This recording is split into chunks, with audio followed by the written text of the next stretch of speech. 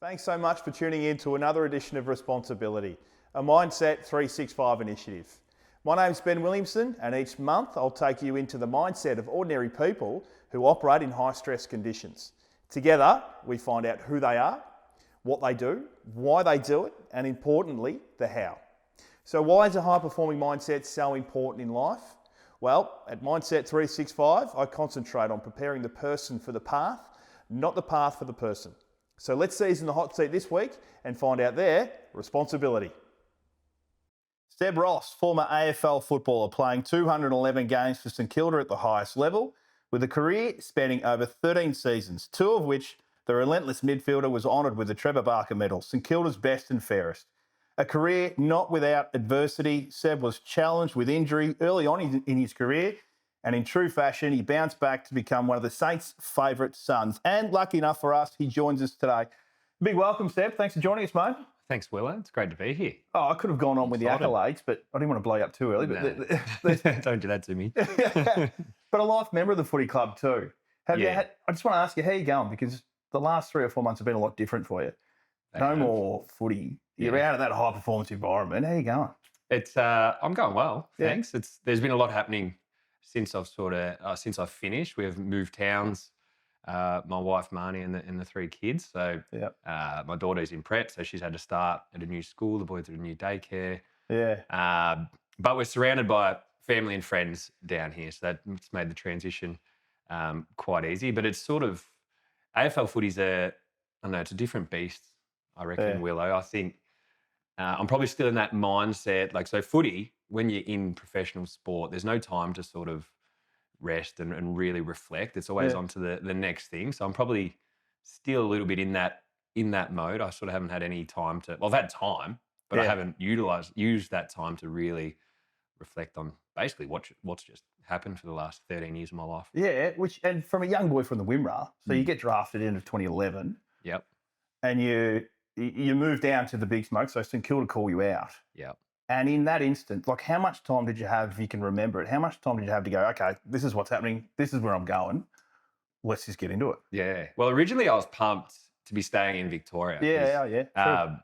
My wife, who I'm with now, I was with at the time when I got drafted. So on draft night, I knew I'd probably be going somewhere just from the chats that I'd had with clubs. So I had a reasonable amount of confidence that I was going to land somewhere. But I'd also spoken to interstate clubs as well. So made you nervous. Yeah, it made me a little bit nervous. I was always going to have to move anyway, but to be able to stay in Victoria was great. And we watched the draft. It was a Thursday night. It was all done in one night back then. But we had to go around to our family friend's house on the old Ostar. We didn't have Ostar or Foxtel. What's it called? What it's called now. The remotes were about that big. Yeah. So that was great. I was with mum and dad and my brother and our family friends, and someone at St Kilda read my name out. That was Thursday, and then John Beveridge, who unfortunately just passed away a few weeks ago now, a great man.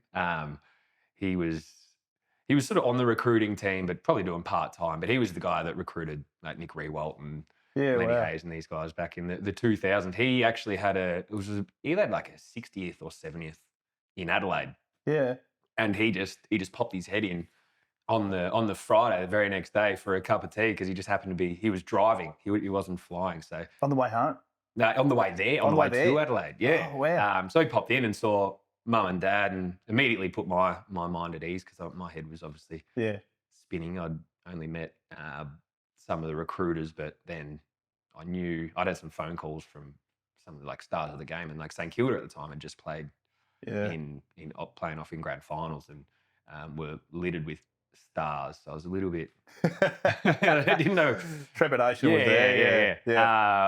So he put my mind at ease. But then so draft Thursday, and then packed the bags Sunday. I got mum and dad to drive me down to Melbourne and met a few of the guys at Sam Gilbert, who's part owner in a pub down in Beaumaris there. So a lot of the players come along for a meet and greet to meet all the draftees, really. And then Monday put the footy shorts on and got out there. Off you go. Yeah. The old Horsham Demons jumper, mate. You have to run that one. They give you a kid, did they? I got to run every now and then when we do the Good. pay homage to the old home club. Yeah.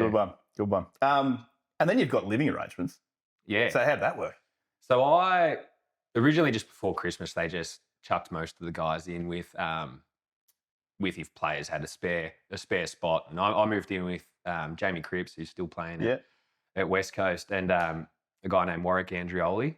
And then the plan was I was going to move into they try and put you in a home with, it's probably like a family that can sort of cook and stuff. Yeah. For you, but I enjoyed living with those guys, and I think, well, they must have enjoyed living with me, so I just stayed in with them for the first year, which was great. But then they were both, Cripper at the end of that year went back to Perth, and Warwick, he went back to Perth as well. So, yeah, okay. But they were great for me, especially Cripper. Cripper's a type 1 diabetic, and he actually, and he'd only got he got sick.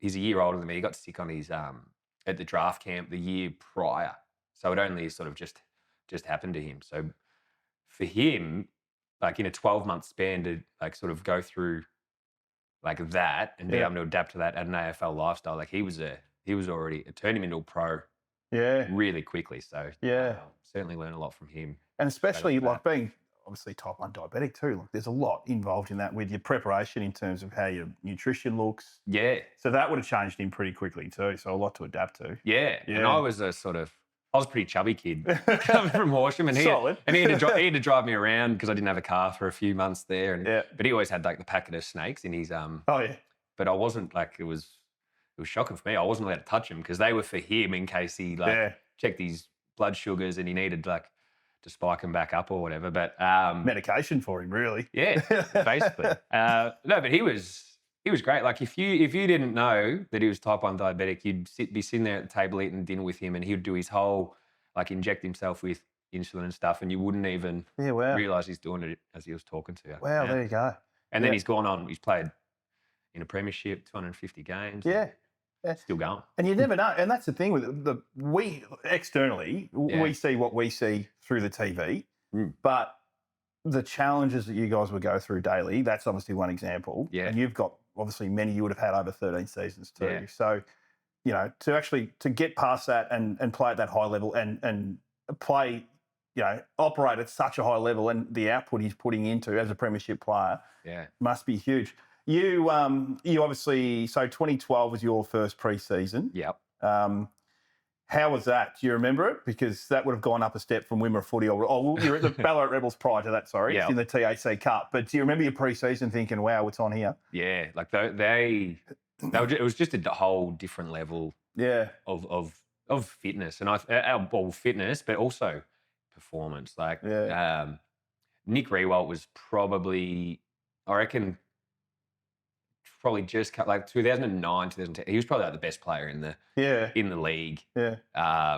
So to see guys like him and Lenny and Brendan Goddard, Dalsano, like super experienced guys, how they trained and like trained on the edge with one another and really drove that standard was pretty enlightening for me, and something that I'd never experienced before. So to sort of be a young kid and hear them like just barking orders at one another, it was probably a little bit uncomfortable for a little while there. But once you sort of get into the swing of things and know that that's what high performance environments are about, that's the business. Yeah, that's the business we're in. Yeah.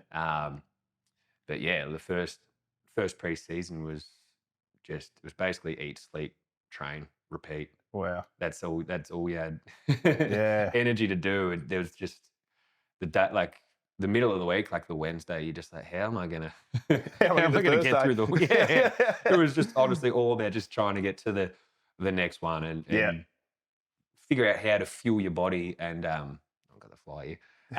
Figure out how to fuel your body because everyone's different. The Rebels games. I lived in the boarding house. I used to walk down to La Paqueta on the Friday night in Ballarat, and I don't know if you've ever been there, but the Palmer's about this big, and chips, and then Macca's is next door, and then a McFlurry on the way home, and then play the next day. Yeah.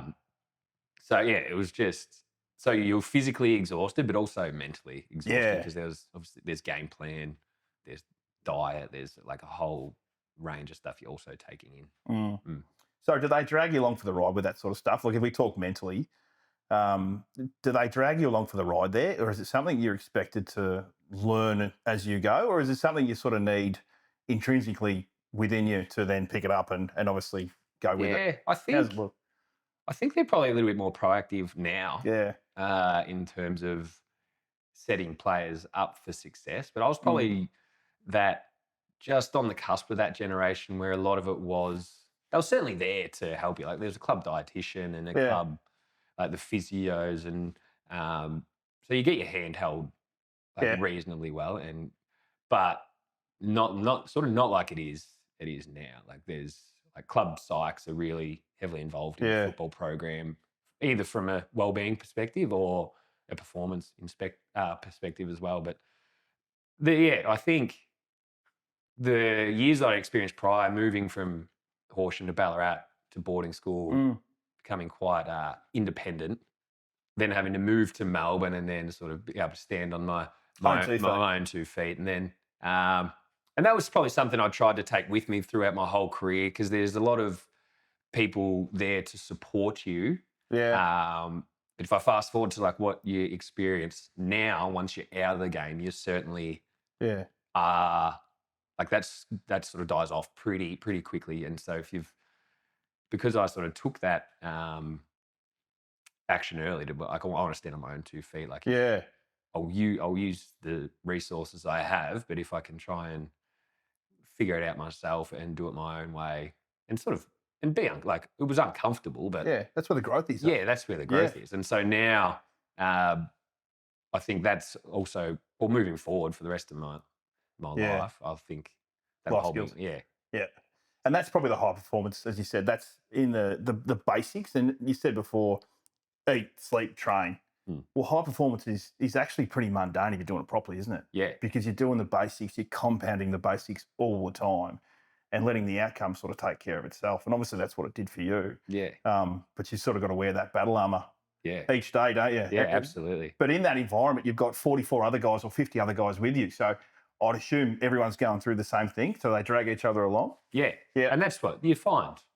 That's where you find like comfortability in it, I suppose. You need the person next to you is hurting just as much. But once it's a funny thing. I reckon after about 3 pre-seasons, it gets easier. It's almost like you've built that foundation, especially from a fitness point of view, where that it becomes a lot easier to get back to also being able to live a life. So you can sort of back up each training session each week, but still socialise with your mates and stuff on the weekend. Whereas it felt like for those first few years, you just sort of like bunkered down when you were away from the club because you just basically couldn't be stuffed. And you didn't have the energy. Yeah. But it's like anything, isn't it? That's your profession. Yeah. And a lot of people probably look at AFL football and go, well, you're playing AFL football, but that is a job in itself. Yeah. Somebody else might be a fiery, or you might have somebody who works in corporate, but they've got their pressures too. Yeah, absolutely. So no one's immune to these sorts of things. So that I think is probably, if you're looking at it, you go, well, the outcome here, this is what I want to achieve. This is the costs that's associated with it too. But I guess now the spin off to that is you can sit back and go, well, I was able to achieve, so much in 13 years. Yeah. That's your reward at the end of the day too, isn't it? Yeah, and I suppose there's a lot of transferable sort of skills, like across, like from football to like what you're doing or what the people in corporate world are doing. Yeah. But I think the difference in our environment is sort of if you take the foot off the pedal just a little bit, or like at one day you're at, especially when it got to game day, like if you're at 97% and the opponent, doesn't matter who you're playing, they're a bit above you, you just get found out so fast. So it was that constant battle of preparing your mind and body, that sort of week in, week out, for an opponent that like an equal force that was just going to be coming out and wanted to win, and the stakes were just as high. Yeah. It was pretty, like by the end of the season, like it was, well, I need a spell. Yeah. And I think that's the next step on it. And that's what I want to know and get into that sort of psyche on it. But that way you mentally prepare for that game, so for that opponent. Yeah. And you said before with game plans, everything coming at you from a team perspective, but you've then got to walk out in front of so many people, knowing there's cameras, social media's taken off, there's so much happening now. So how did you go about drilling in to just focus on what you have to and get the best out of yourself? Because you did it unbelievably well. We wouldn't know. Well, I think I was probably like reasonably lucky that the social media stuff didn't take off until I was almost had established myself as a senior player. It was probably like 2015, 16 that I started to establish myself, and things like Instagram and all that was still probably in their infancy, kinda. Yeah, remember MSN Messenger was definitely out. that was out the window. But yeah, I think I don't envy the players this day and age. But what you're seeing now is the players are sort of rolling with it. Like you watch teams like Hawthorn and the young fellas, they're just really embracing it. And I think those guys will have to, because it's too much of a challenge to sort of push back on it, because it's part of everyone's lives, and you can only fight the fight for so long before it breaks you with those sorts of things.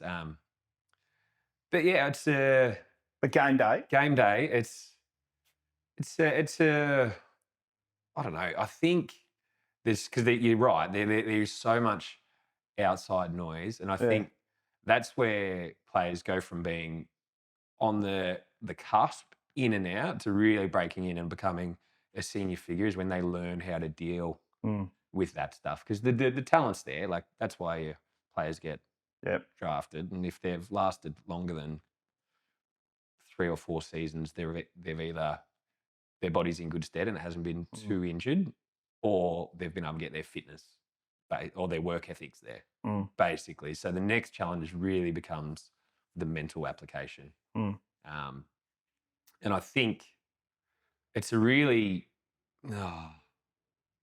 it's so hard. There's so many like accredited media people in the AFL living in Melbourne. Like it's all, you sort of, anywhere you go, like you see, you see it. Like you can't not see or hear, because it doesn't, like you get an uncle that calls you and said, "Oh, they said this in the paper." Oh, thanks. Thanks for that. I didn't know that, but now I do. So that's one thing that try to avoid that. But but now a lot of the, like it's like any game. It's all played above the shoulders. Yes. And especially at that level, everyone's as fit and tuned and finely tuned from a physical point of view as one another. So the game is actually between the ears, and it's about being able to best apply yourself and move on from mistakes, and then also not get distracted by mistakes on game day or crowd noise or external noise, basically. So I put a lot of time, probably not until I was like it's really shifted. I found early in my career, it was really, you sort of just made the natural progression physically as a player with the work ethic, and talent was there. And then you probably go looking for the 1%ers. And at my time in like 2017 or 2016, 17, because what happens is when you start to perform, the expectations on you also rise. So that for me was probably a time when I started to look more into the like meditation, visualization space, more because I was more just looking for how can I improve my game and go again, not so much. It helps deal with the distractions, but I wasn't really solely focused on that. But then just wanted the edge. So I more wanted the edge. But now it's really like young players are like, I wouldn't have tried to sit there and meditate or visualize, and that's not an order. That's probably it's just unnatural to us. That's unnatural to us. Totally get it. But I wouldn't have tried that until I was in my 5th or 6th year. But now, players are coming in and they're talking about it. They're being vulnerable and talking about their feelings and the emotions that they're going through. So it's a totally different mental game now than what it's ever been. And I think just in this landscape, there's more eyes on players than ever. Like players can't no, scratch their bum in public without someone getting the phone out and taking a photo of it. But yeah, I really delved into the visualization space, and I think for me, like most of it's not like humming to yourself or doing any of that. It's really just these are my strengths as a player, trying to see yourself perform on game day, but then also mistakes.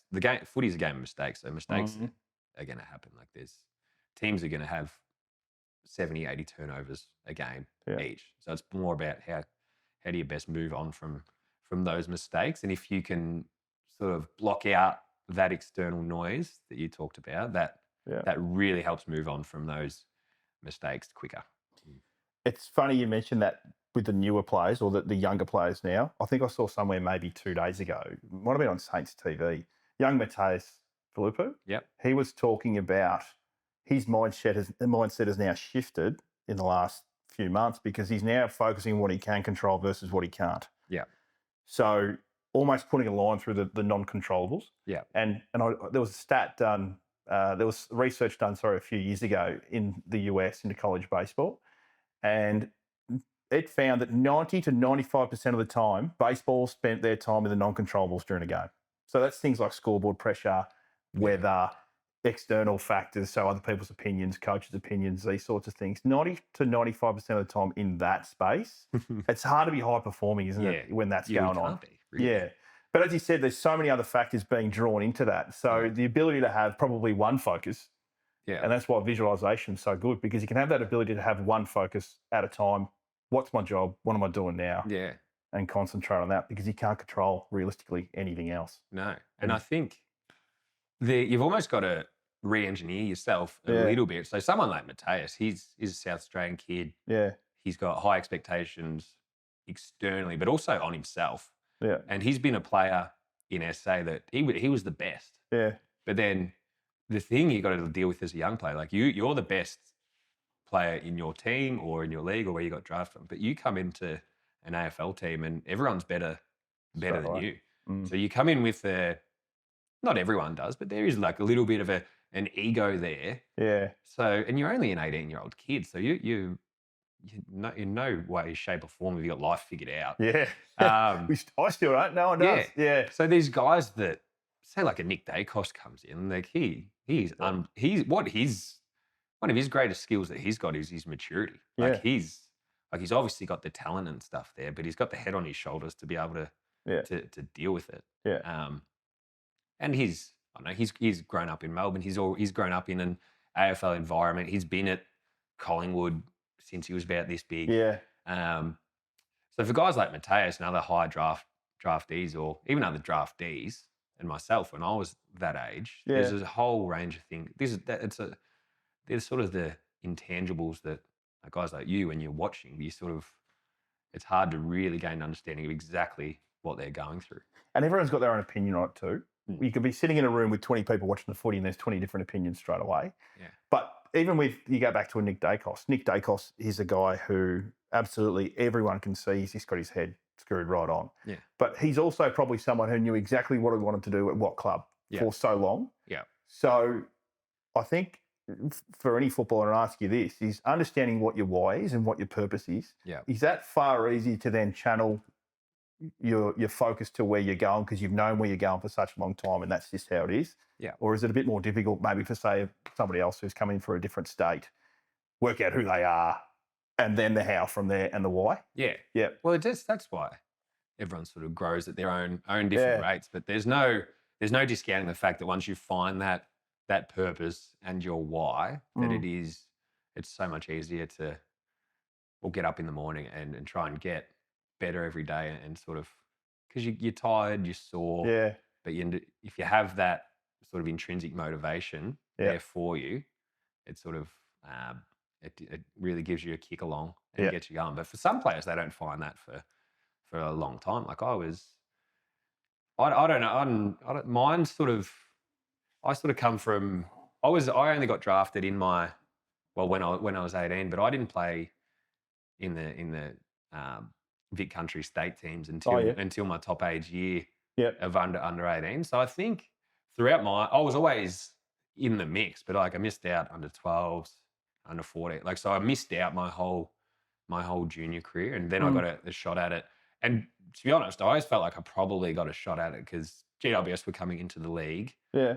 So guys like Jeremy Cameron and Dylan Shield and Adam Treloar were already there as 17-year-olds, so they didn't play Vic Country footy. So that's probably how I got in and got a go. So I always probably had this feeling that I had to probably really work on my work ethic and sort of my approach to every single day, and never felt comfortable being where I was. Yeah, okay. And I think that's what really helped me in my career. So every week, like even when I become an established player, I still felt like I had to go through this, and this each week in terms of my mental and physical preparation to perform, so then I could get a game the following week. Week by week proposition for you through your career. Yeah, wow.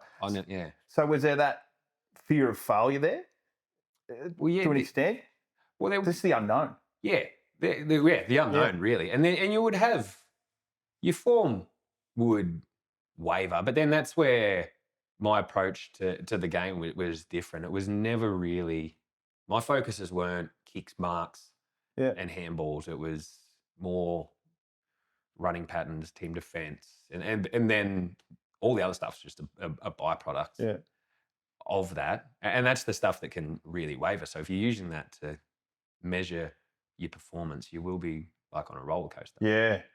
So it's about finding, sort of talk about what you can control and what you can't control. So like I can control my decision making on team defense or where I run, depending on where the ball is on the ground. But if I'm sort of trying to control how often the ball comes through me, you got no chance. I can't. Yeah, I've got no chance. So so there's a whole range of things that I don't know. There's your why.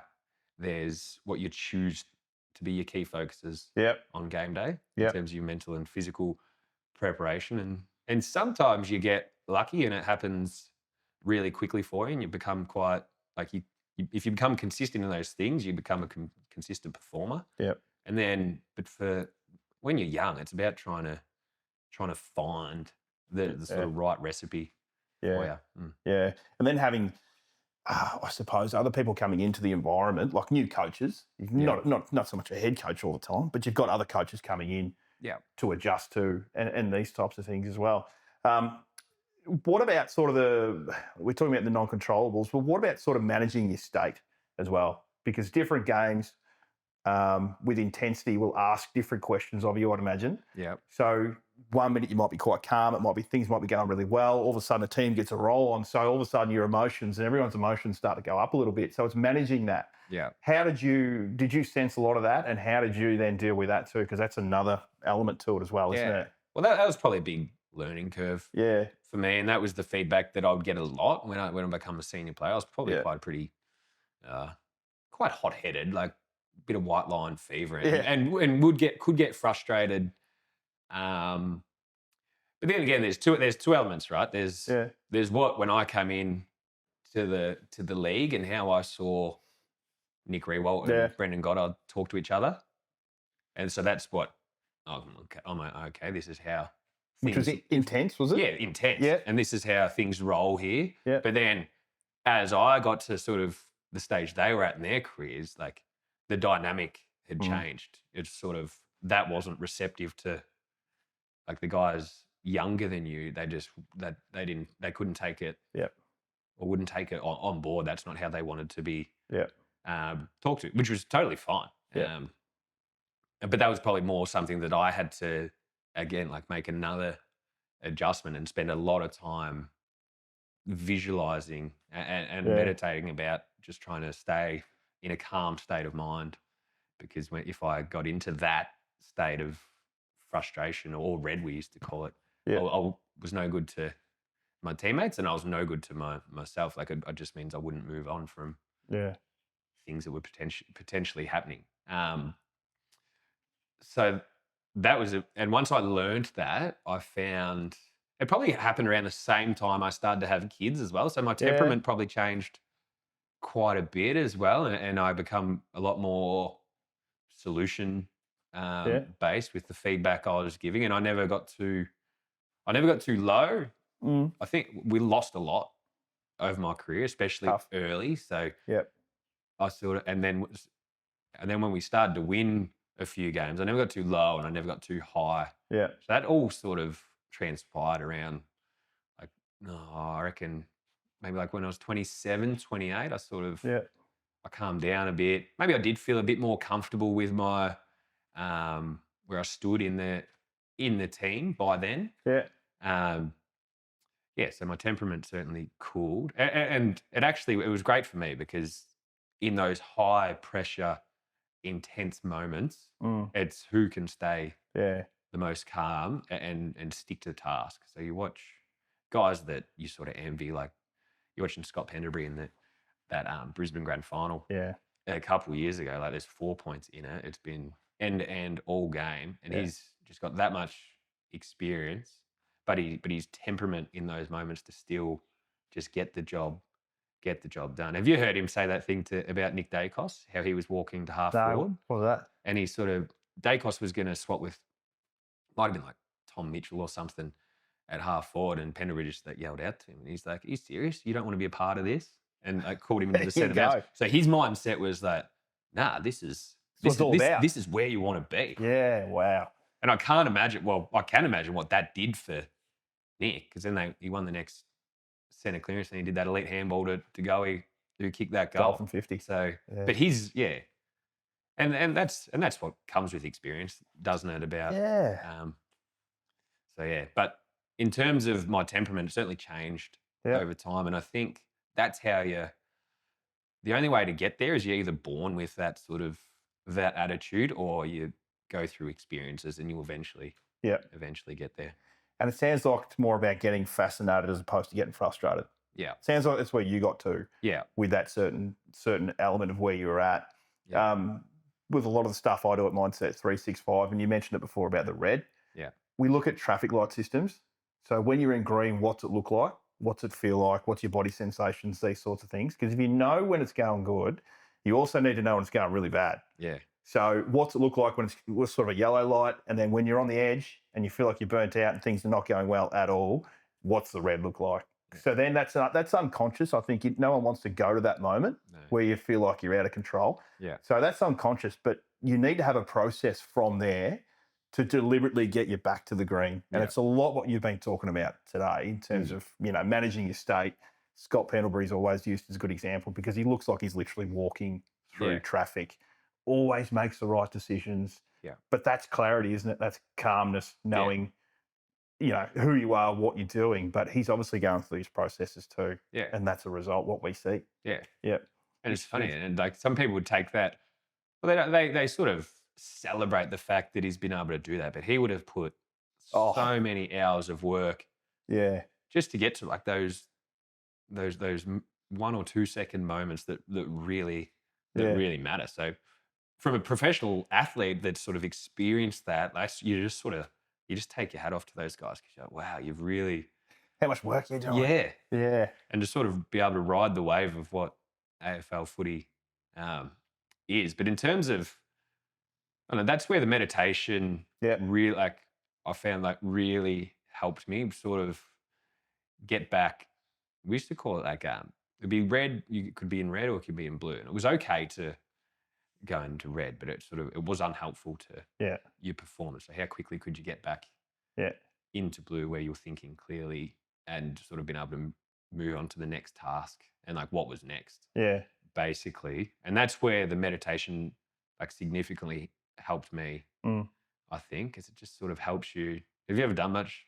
A little bit, meditation? And obviously doing, my work now, it's the benefits to it. And you hit the nail on the head before when you said, people can look at it and go, oh, it's just that particular word. Yeah.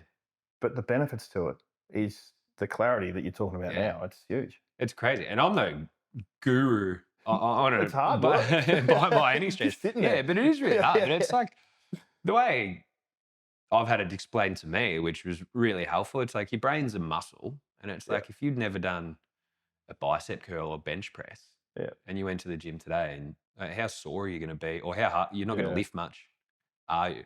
But over time, you're going to get a big chest. You're going to be able to put more weight on the bar, and you're going to be able to really lift. So it's the exact same with meditation, and that's why it's really hard to sort of get consistent with it, because your brain's a totally different beast. Yeah. But like, it takes a while, and you don't feel like you're improving.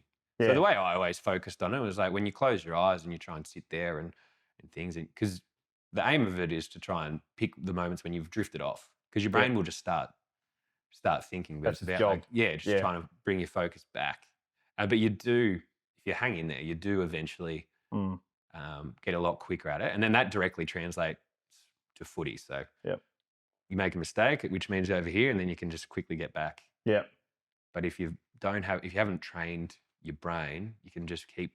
Some guys, like young players, you can lose them for like a quarter and a half. Yeah. Or at half time, if someone has said the wrong thing to them, or like given them feedback that wasn't like in any way, shape, or form like a solution to them, it was more about like the mistake they made. I'm like, oh, well, we're going to play with 17 blokes for the next half, because they're going to be stuck. And you could probably see it too, couldn't you, as teammates, because you know them so well. So you could probably see the body language in the shift, which is even harder again, because you're worried about what you're doing, I'm assuming, plus then that mistake over there. So that's where it's shifted a lot now. Now everyone's quite aware of, like, for me, say, for example, mine might be stuffing something up on team defense, or a player that knows how to perform the task, but then sort of not getting it or making a mistake on that. That might get me a little bit frustrated. But for you, it might be a skill error. But teams and players these days talk openly about what that vice sort of is for them that pulls them away. So if I see you miss a quick kick, Will, I can just come and tap you on the ass. But I don't. Don't worry about it. Mistakes happen. Let's just focus on what we can do next, and trying to get everyone and a team sort of conforming at the same time. That's what it's all about, isn't it? It's such an individual sport, but it's all about the team. Yeah, it's 100%. Purely. But you've got to have everyone firing, which is obviously difficult to do. Yeah. A little bit like mental bricks. If you picture a mistake and you've got a physical brick after that mistake and you carry that around, it's very, very difficult to continue on what you're doing, and your arm's going to get sore. Yeah. But it's almost like carrying that mentally. So it's almost like a brick in your mind. How long can you leave that brick in your mind for after the mistake? Yeah. It's got to be able to let go as quickly as possible. And as you said, because it's so fast-paced, move on. A lot of leadership for you sort of around the 2015, 2016 years as you went through, especially after your hamstring injury as well, which put you back a fair bit. What you're talking about before in regards to noticing your teammates and what they're going through and how to directly communicate with them, mate. How did you enjoy the leadership side of things? Because you've obviously grown a lot through that period. Yeah, it was good. I think I did it for seven or some of the seasons like that. Wow. I was in it for maybe 6 years, had a year off, and then come back in. Maybe 8 years. Yeah, wow. Yeah. I was pretty fortunate over the years to really work with some sort of senior coaches and GMs that have been in the industry a long time, but also some players there that were like Nick Rewalt, who was probably, like I said earlier, was the best player in the comp there for a period. So that basically translates to the best captain as well. And he could, he was a great talker. Like, he could really get you going. Yeah, okay. Sort of thing. Great. I reckon he would have read a lot of books and stuff. Yeah. And he could do it that way. But then there was guys like Lenny Hayes, who were the real sort of just lead by example. Really empower you, like zero ego, whatsoever. And he was someone I really learned a lot from. But I think with the leadership stuff over time, just dealing with people, you go from dealing with people that are older than you and younger than you, and then as you move through, everyone sort of becomes younger than you, and then you sort of, I was 31 this year, and then 18-year-old kids, and it sort of changed for me when the people I started to play with were born in anything with a 2 in front of it in the How weird is that 2000s. when you look at that now? Yeah. So I was like, whoa. But I always really enjoyed it and appreciated my teammates voting me into that space, and something I never really took for granted. But if you ask players that play a long time with me, I probably really was able to adapt and change over time, and probably become a bit more rounded. I think, to the point where it wasn't so much about football. Like, guys probably felt like they could come to me a little bit if they just wanted to confide in me about something that was completely, like, not even football related, which was something that I thought, again, like, didn't take for granted, and really appreciated, and that they felt comfortable with coming to me. But I was pretty proud of the fact that I was able to probably go from being so intense in the footy space to then to understanding what sort of makes different guys tick. Because some guys are just in the system because they're ultra talented. Some guys are like, I don't, like, football isn't the be all end all for me. But then there's guys that are like that. So it's about finding and sort of making those relationships with guys to see how you can get the best out of them. So and everyone's different. Everyone's had different upbringings, and some blokes are from different countries. So and I think when all the COVID stuff happened, that's probably when I probably changed a little bit, because like, guys were interstate that couldn't see, like, so everyone was going through this whole range of emotions. Families in hubs, out of hubs. Families in hubs. Like, so it was all. It probably helps you relax a little bit. You're like, whoa, there's so much more to life. Like, we all love what we're doing, and we understand this high pressure cooker environment, but at the end of the day, there's so much more that goes into everyone's lives that helps them perform. And you're about to transition into something completely new too, aren't you? I mean, as we sit here now, AFL football has been talking about for the last hour. That's all moved past you. So what's it look like for you in 2025? Career-wise, and hopefully still a fair bit of footy left in you, just a different aspect for you. What's it look like? So I'm be co-coaching at Colac. I'll be playing. So the other co-coach, he's an bit more experienced guy. He'll just coach. But I'll be dipping my toe into coaching a little bit, but still, I'm probably best utilised still playing. I like You're still fit, mate. You'll be fine. So I'll be doing that, and then I've got 2 years to go on my financial planning degree. But Nice. I've been able to land a job with a group called Regional Prosperity. So I'll sort of take on a role there and full time gig, get comfortable being uncomfortable again, because I've got absolutely no idea what I'm in for. But I think, I don't know, I have a little bit of confidence in what I've been able to learn over my footy career. Sounds like it. I'll be okay. But still certainly plenty of nerves Yeah, there. well, it's the unknown again, like we spoke about before. But, you know, everything you've been talking about, and that's probably one of the best things about team sports, not necessarily footy, but team sports. It's just what you learn as a person along the way and as a human. So what you've been able to do, mate, is amazing. And you spoke about your family before too. Until your BNFs, or what your first BNF might have been when you had Charlotte? Second.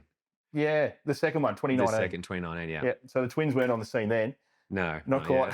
Can imagine probably wouldn't have won them. No way I would have won one with them. Yeah. So even parenting, mate, I mean, it's adjusting to that as well as full-time work and whatever else, but you're out of that pressure cooker. So I've got no doubt you're going to thrive. And there's a lot of people around you who you can then, as you said before, empower, especially the younger guys at the Colac Footy Club too. So hopefully you can get a few more on board and go pretty well, mate. But I just want to say thanks for coming on. No We've run out of time, but I can talk to you all day. Yeah, I know. We can still keep going after this. That's fine. Very likely. Thanks for having me on. It's been good to... I know, well, as I said to you at the start, I haven't really sat down and reflected, so it's actually nice to go through. Yeah, good. Decompress a bit. Yeah. Thanks, Seb. All the best, mate. Yeah, really enjoyed it. Good on you, mate. Thank you. So for more information on how you or your organisation can work with Mindset 365 and go from where you are to where you want to be, get in touch at ben@mindset365.com.au or visit mindset365.com.au for more information on dates and programs currently running. Thanks again for coming along for the ride. Don't forget to start implementing some of those strategies learnt to become 1% better each day.